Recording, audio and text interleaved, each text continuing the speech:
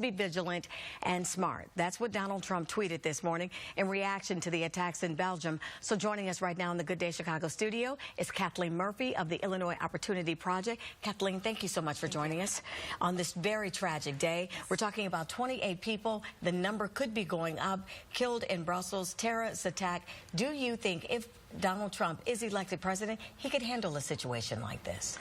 Right now, he is projecting himself to be the one who can do that. He's called for tougher national security. This certainly refocuses the conversation on national security. It benefits him and Ted Cruz in this race because Hillary Clinton and Bernie Sanders have called for open borders, which is frightening to people in the face of something like what we see this morning. This attack happening, of course, just one day after Donald Trump was in Washington, D.C., meeting with a number of top GOP officials there, as well as tapping his first several members of his foreign policy. And it's hardly a who's who.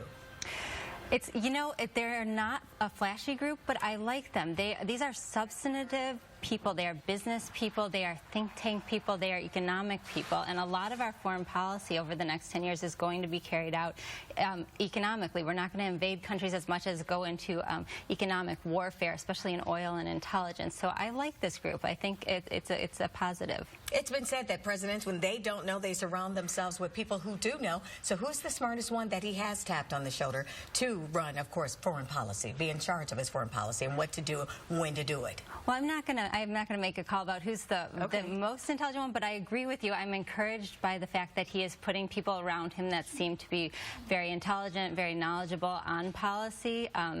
Because we've seen that he is very general on policy.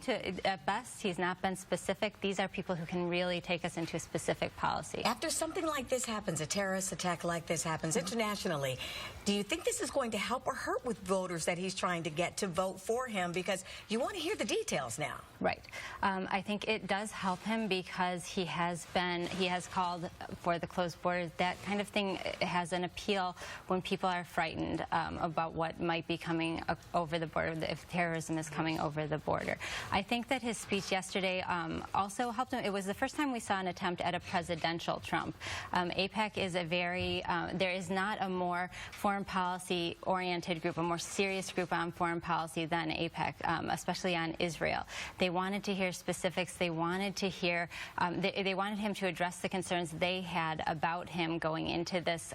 He said he'd remain neutral, for example, between Israelis and Palestinians.